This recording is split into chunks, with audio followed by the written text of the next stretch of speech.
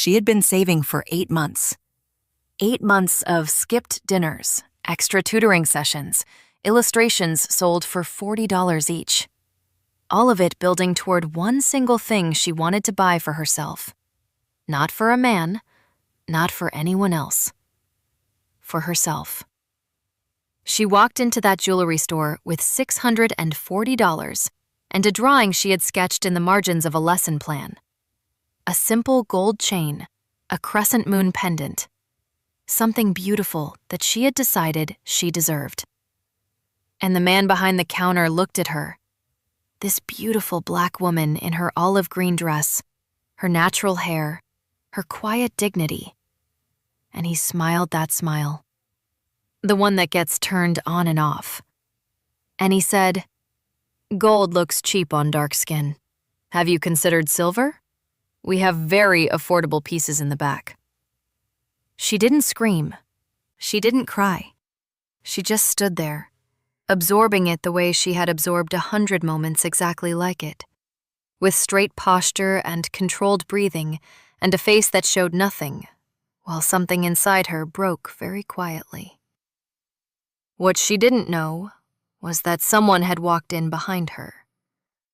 A Korean Mafia boss in a black suit, neck tattoos climbing toward his jaw, a watch on his wrist worth more than the entire display case in front of her. A man who had heard every single word. And what happened next did not just change that afternoon. It changed everything. Before we begin, drop a comment telling us where you're watching from and what time it is there. If stories about karma, love, and hidden truths move you, don't forget to subscribe to the channel. 1519. The gold caught the light the way it always did. Indifferent, ancient, unbothered by whoever stood before it. Keisha Monae Washington had been standing outside the glass door of Callaway Fine Jewels for 4 minutes and 37 seconds. She knew the exact count because she had been watching the second hand on the small clock visible through the window, the one mounted on the wall between 2 velvet-lined display cases, its brass frame polished to a shine that seemed designed to remind you, before you even walked in, that everything here had a price attached to it that was meant to make certain people hesitate. She had hesitated 8 months ago, too. But that had been different. That had been the hesitation of someone who had not yet saved enough, who had stood outside a different jewelry store on a different street and told herself, not yet. Not yet. The not yet had stretched and stretched until it became a discipline. A quiet architecture of sacrifice built one skipped dinner and one unsold illustration and one extra Tuesday afternoon tutoring session at a time, until the number in her account had finally matched the number she had written in the margin of her sketchbook beside a small drawing of a crescent moon pendant hanging from a delicate chain. $640. She had written it in pencil first, then traced over it in pen. Now she pushed open the door. The bell above it made a small, polite sound, the kind of sound designed to be noticed by the people inside without startling them. An announcement calibrated for a certain kind of entrance.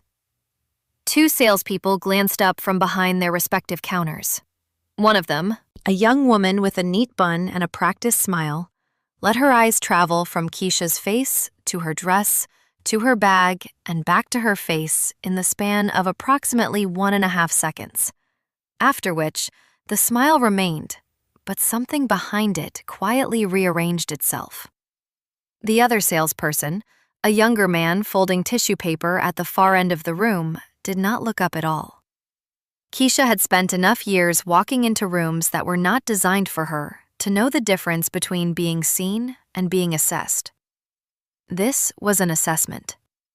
She moved toward the center display case anyway, because she had not come this far to stand near the door. The store smelled of something deliberately neutral. Not flowers, not wood, not anything that could be identified as belonging to any particular place or person. It smelled of controlled air and glass cleaner. and the faint metallic tang that lives inside rooms where valuable things are kept behind locked surfaces. The lighting was warm but precise, angled to make every piece in every case appear to generate its own glow, as if the jewelry itself were producing light rather than merely reflecting it. She found it almost immediately. It was exactly where she had imagined it would be, in the third case from the entrance, second row from the top, between a pair of gold hoop earrings and a stackable ring set that cost 4 times what she had saved. The crescent moon pendant. Thin chain, clean, unadorned. The kind of piece that did not announce itself, but that, once noticed, could not be unseen. It was the same shape she had drawn in her sketchbook, the same proportion she had sketched in the margins of lesson plans, on the back of grocery receipts, on the corner of a napkin at the diner on Clement Street, where she sometimes went alone on Friday evenings to draw and eat eggs and feel, briefly, like her life had a certain romantic quality to it that the rest of the week made difficult to access. She pressed her fingertip lightly against the glass above it. "Can I help you?" Derek Calloway had emerged from the back room the way men like Derek Calloway always emerged from back rooms, with the particular energy of someone who has been doing something important and has graciously paused it to attend to you. He was wearing a gray striped suit that had cost more than Keisha's monthly rent, and his silver hair was combed with the kind of precision that requires both a good mirror and a belief that one's appearance constitutes a form of authority. He was smiling, but it was the smile that gets turned on and off, the smile that lives near the surface and doesn't go deeper. "Yes," Keisha said. "I'd like to see that one, please." She pointed to the crescent moon pendant. He looked at her finger on the glass, then at the pendant, then at her. The full assessment, slower this time, more practiced. The kind of evaluation that men like Derek had performed so many thousands of times that they no longer recognized it as a choice. He unlocked the case, lifted the pendant with 2 fingers, the way you lift something you expect to put back shortly, and placed it on the velvet tray on top of the counter. "On 18-karat gold," he said. $640. "I know," Keisha said. "I researched it before I came." Something crossed his face when she said that. Not quite surprise. More like the minor recalibration of someone who has received a small piece of information that doesn't quite fit the shape of the assumption he has already made. He looked at the pendant again, then back at her. "You know," he said, and his voice had shifted slightly, acquired a tone she recognized immediately. The tone of someone about to say something they believe is helpful, something they have perhaps said before and received no complaint about, which in their mind constitutes permission to keep saying it. Gold is interesting that way. It reads very differently depending on complexion. He paused. On certain skin tones, it really pops, but on darker skin? Another pause, waited. The kind of pause that does the work the words are too cautious to do directly. "Honestly, it can look a bit cheap. We have some beautiful silver pieces in the back, very affordable. I think you'd be surprised." The room did not change. The lighting did not flicker. No one turned to look. The young saleswoman with the practiced smile was helping a couple near the entrance, her back to them. The young man folding tissue paper was still folding tissue paper. Nothing moved. But something in Keisha's chest made a sound like a door closing. She had heard variations of this sentence her entire life. Heard it in classrooms, in offices, in stores. In the particular quality of silence that falls when she walks into a room and someone decides, in the span of a second and a half, what she is and what she is not. She had heard it so many times that some part of her had built an entire interior architecture around absorbing it. A system of controlled breathing and straight posture and deliberate stillness designed to process the impact without letting any of it show on the surface. Because she had learned, slowly and at significant cost, that letting it show only gave the person who said the thing an opportunity to say they hadn't meant it, hadn't said what she heard, were only trying to help. So she did not move.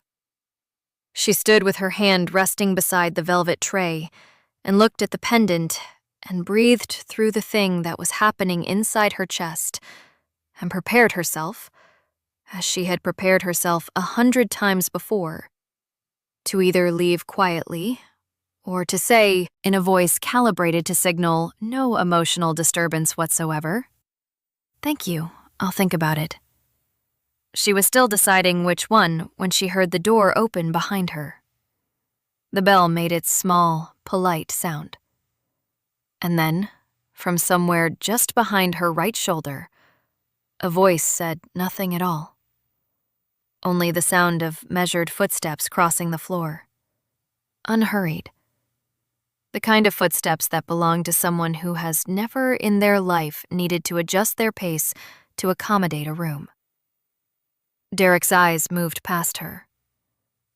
And the smile, the one that got turned on and off, turned on again. Fuller this time. Genuine in a way it hadn't been before. "Mr. Park," he said. "What a pleasure."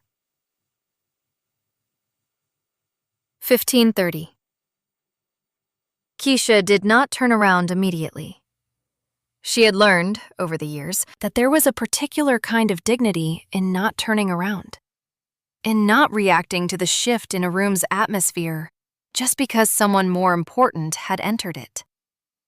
She had spent too much of her life adjusting herself to accommodate other people's arrivals, making herself smaller or quieter or less present so that whoever had just walked in could expand into the space she had vacated. She was done with that particular habit. So she kept her eyes on the pendant and her hand beside the velvet tray and let Derek's attention slide past her like water finding the path of least resistance. But she felt him. Not in any way she could have explained precisely. Not a sound, not a movement, not anything she could have pointed to and named. It was more like a change in the pressure of the room, the way the air shifts just before a storm that hasn't announced itself yet. A subtle rearrangement of the atmosphere that her body registered before her mind had formed a thought about it. Park Jin-ho had stopped approximately 6 feet behind her and to her right. He had been inside Callaway Fine Jewels twice before, once to commission the Audemars Piguet, and once briefly to confirm specifications. On both occasions, he had been in and out in under 8 minutes, which was the amount of time he generally allocated to transactions that did not require his full attention. He had not looked closely at the store on either visit. He had looked at what he came to look at and then left. But now he had stopped. Derek was already moving around the end of the counter, hand extended, the full performance activated, the warm handshake, the direct eye contact, the particular calibration of enthusiasm that luxury retail reserved for clients whose credit history justified it. "Your watch is ready. I was just about to call you. Exceptional piece. The finishing on the case came out beautifully. I think you'll be very pleased." Wait. One word. Derek stopped mid-sentence as though the word had been a physical object placed in his path. Jin-ho's eyes were still on the space between Derek and Keisha. Not on Keisha directly, not yet, but on the velvet tray on the counter, on the pendant resting on it, on the particular stillness of the woman standing beside it, whose posture told a story that her face was working very hard not to tell. He had heard everything from the door. He had heard the pause before the word cheap. He had heard the calibrated helpfulness in Derek's voice, the architecture of the suggestion. Silver, affordable, you'd be surprised. And he had recognized it the way you recognize a smell from childhood. Immediately, and without having to think about it. Because it lives in a part of the brain that exists below language. His mother had been spoken to in that voice. By shopkeepers in Seoul who saw a woman with rough hands and assumed she could not afford what she was looking at. By suppliers who smiled at his father and looked through his mother as though she were a window rather than a person standing in front of them. By an entire system of small, practiced condescensions that had accumulated over decades into something that had no single name, but that he had watched quietly dismantle her confidence one interaction at a time until she stopped going into certain stores, stopped reaching for certain things, stopped believing that beauty was something she was allowed to want without justification. She had died at 61. She had never bought herself anything gold. Jin-ho walked to the counter. He came to stand beside Keisha, not in front of her, which would have made her invisible, but beside her, which made them parallel, which was a different thing entirely. She turned slightly at his approach, and he saw her face for the first time. The controlled expression, the set jaw, the eyes that were doing the careful work of feeling nothing in public. He recognized that, too. He looked down at the pendant on the velvet tray. Then he looked at Derek. "This one," he said. "How much?" Derek blinked. The recalibration was visible. The slight adjustment of expression as he processed the question, which was unexpected, which did not fit the shape of the transaction he had been anticipating. 640. But as I was explaining to the lady here, for her particular, I heard what you were explaining. The sentence was not loud. It did not need to be. It landed in the room the way certain sentences land, not with force, but with weight, which is a different thing, and in some ways more difficult to recover from. Derek closed his mouth. Jin-ho turned his head slightly toward Keisha. She was watching him with an expression she hadn't fully assembled yet. The controlled public face had developed a small fracture somewhere around the eyes. Not distress exactly, more like the look of someone who has braced for an impact that has not arrived in the form they expected and is now recalibrating their own response. "Show me everything," Jin-ho said to Derek. He did not specify what everything meant. He didn't need to. Every chain, every pendant, everything in gold. Derek looked at him, then at Keisha, then back at him. "Mr. Park, we have quite an extensive collection if you have a specific—" I said everything. There was a pause that lasted approximately 3 seconds, which in the context of this particular room and this particular dynamic felt considerably longer. Then Derek moved to the first case and began. Keisha stood still. She was trying to understand what was happening. Not the mechanics of it. She could see the mechanics clearly enough. A wealthy man requesting to see the inventory. A rattled shopkeeper complying. She understood the surface of it. What she was trying to understand was the intention beneath the surface. Because, in her experience, when powerful men inserted themselves into situations involving women they did not know, the intervention had its own agenda, its own transaction embedded within it, a cost that would present itself later in a form she hadn't agreed to. She was preparing herself for that cost. Jin-ho seemed to sense the preparation.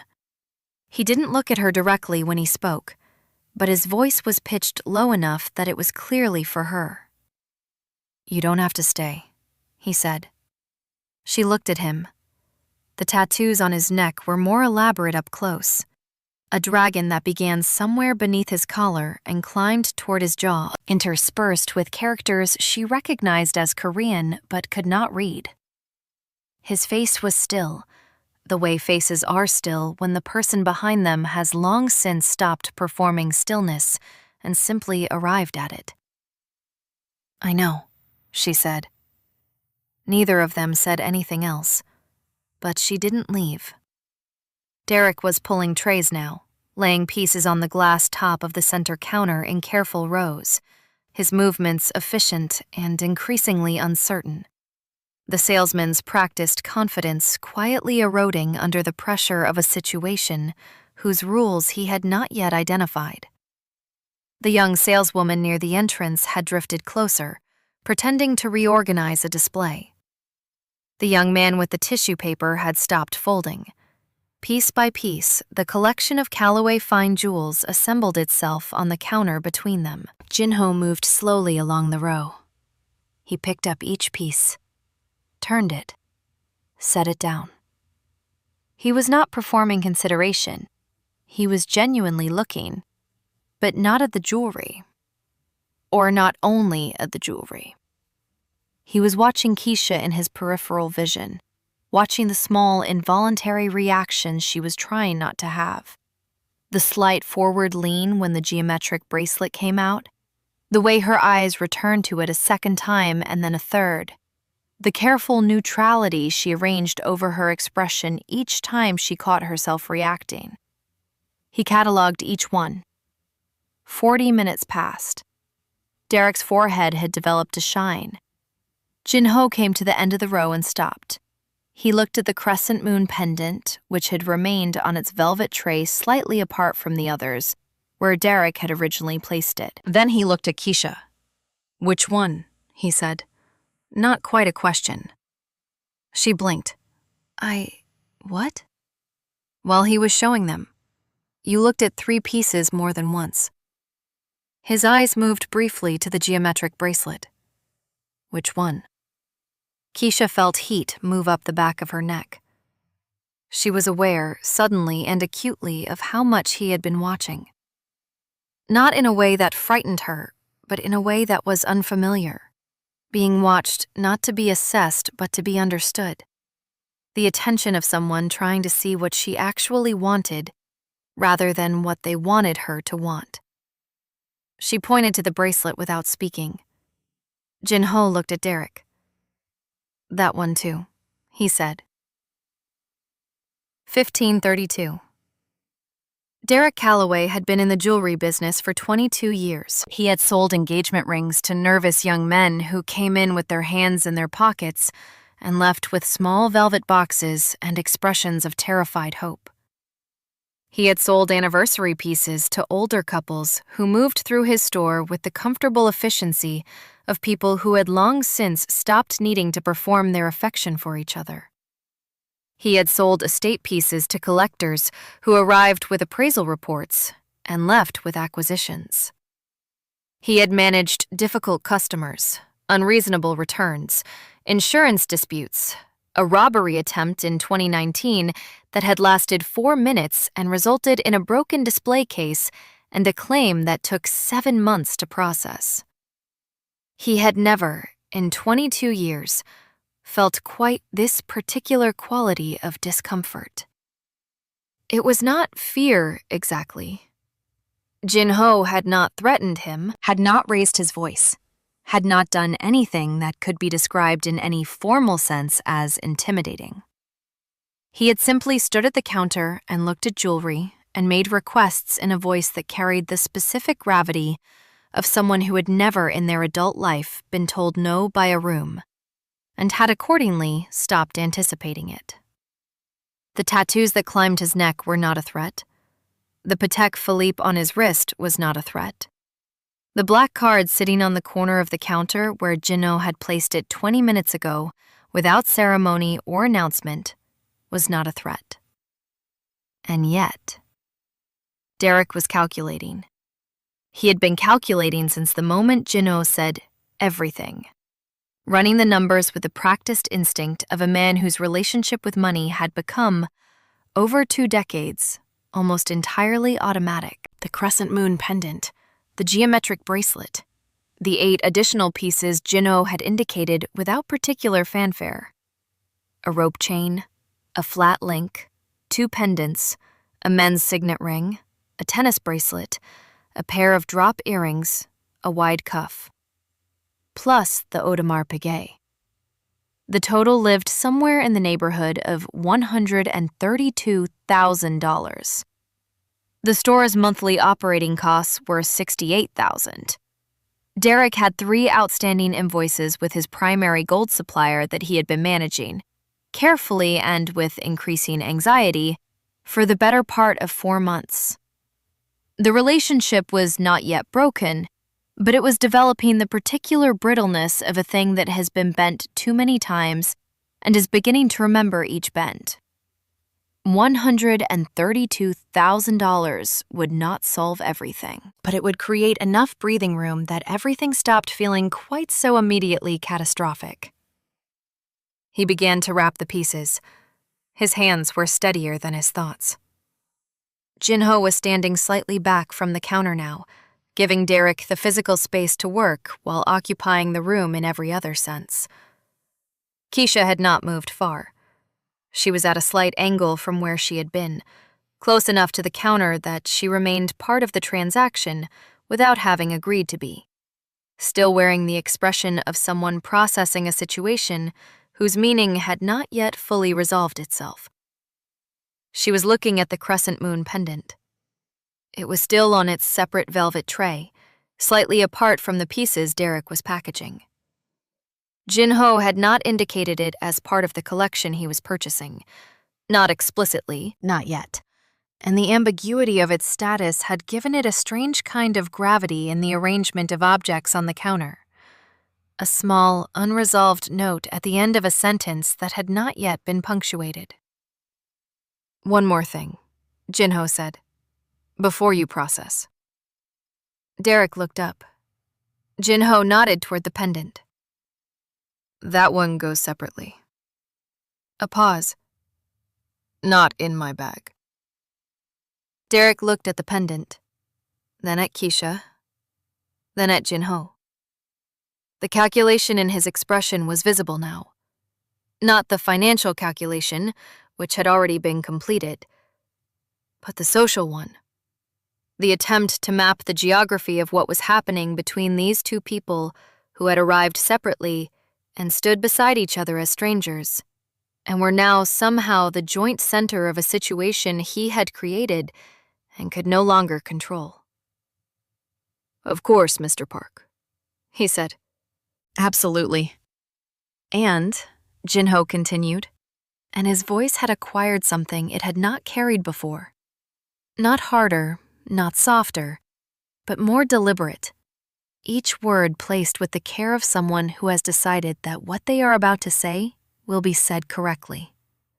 "You're going to wrap it yourself.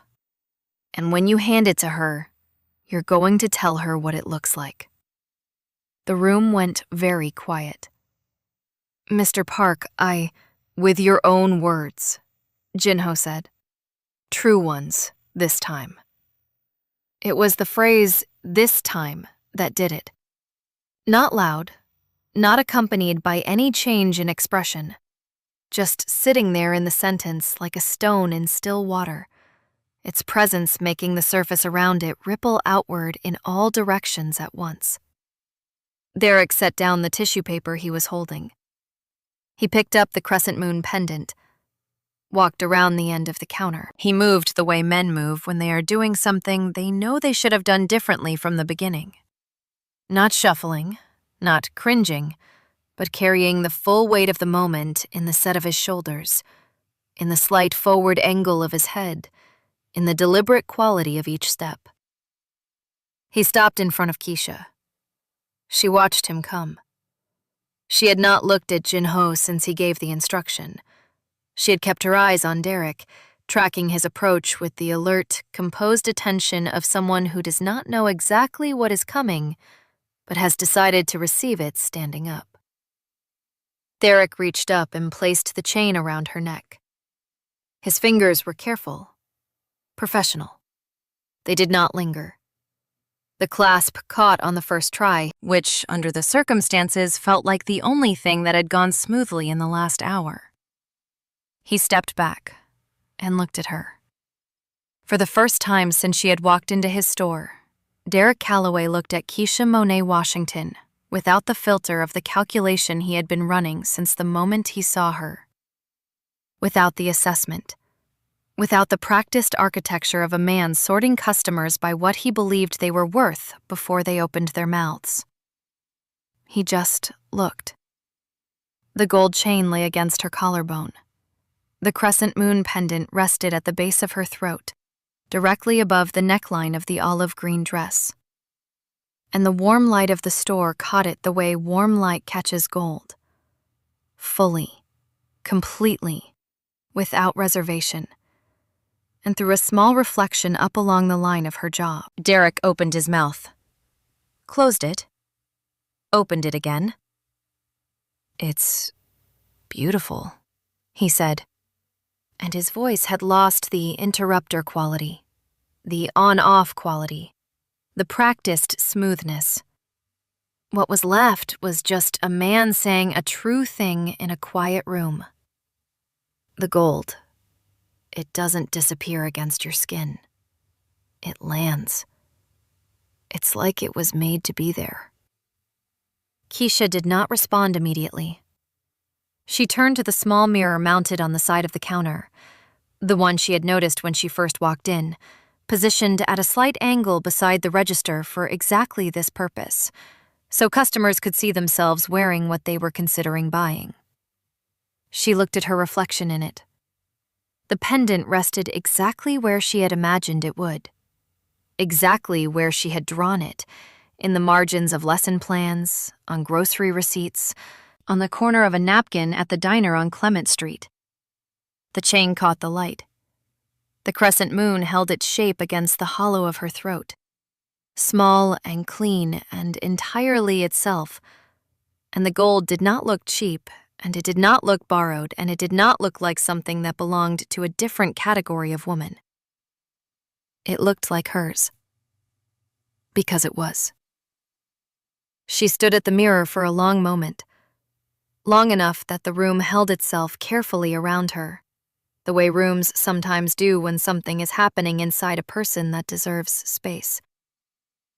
Then she straightened, and the smile that she had spent years learning to hold back, the one that started somewhere behind her eyes before it reached her mouth, the one that had a quality of light to it that transformed the geometry of her face entirely, came forward. She did not hold it back.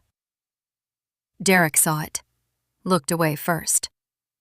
Jin-ho was already moving toward the door, the bags from the transaction held at his side with the same indifference with which he held everything that had already been decided.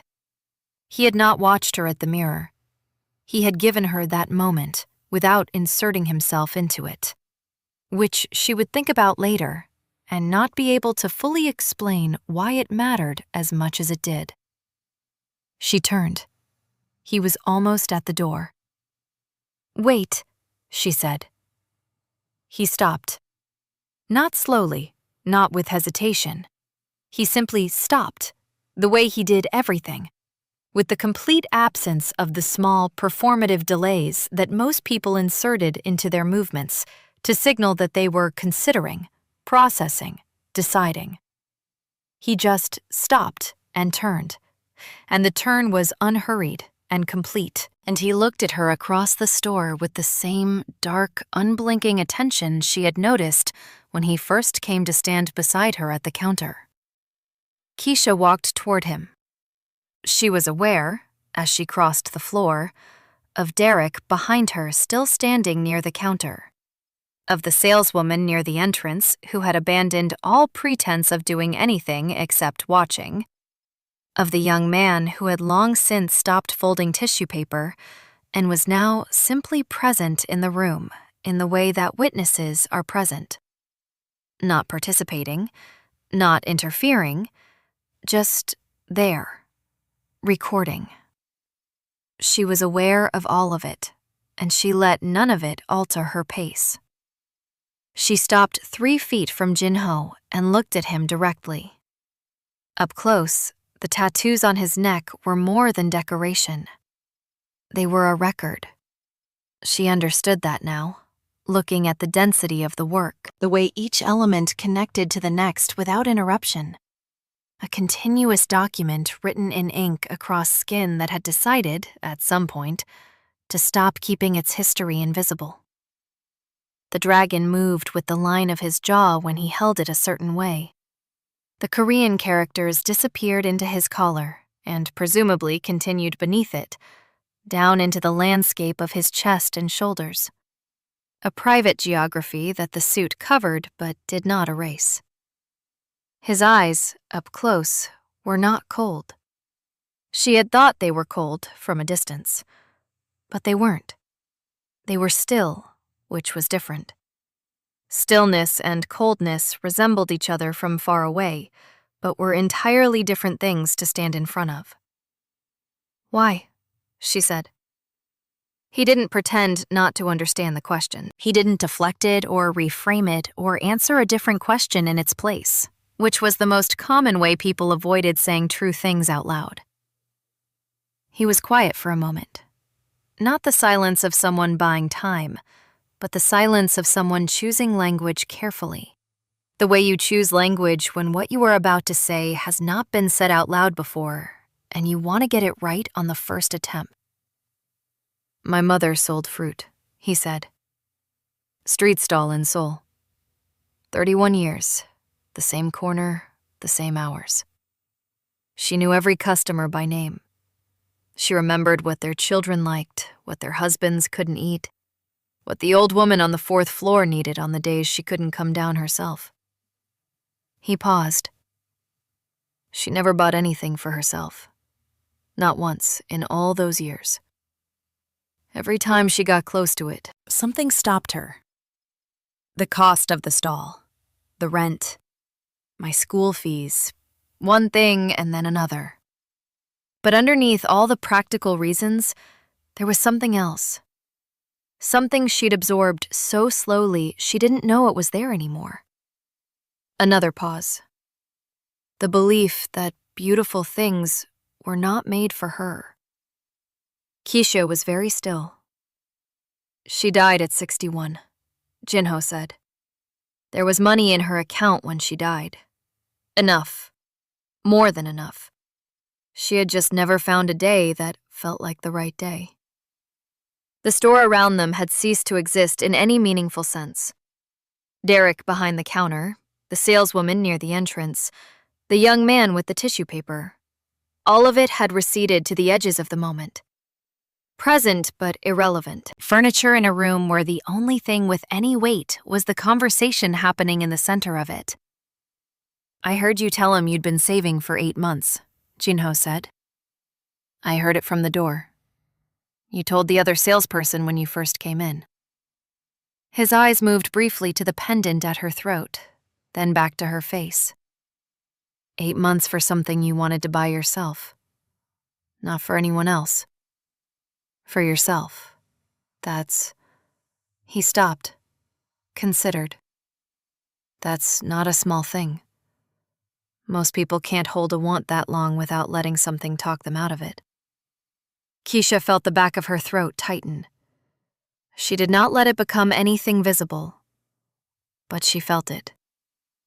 "The bracelet is paid for," he said.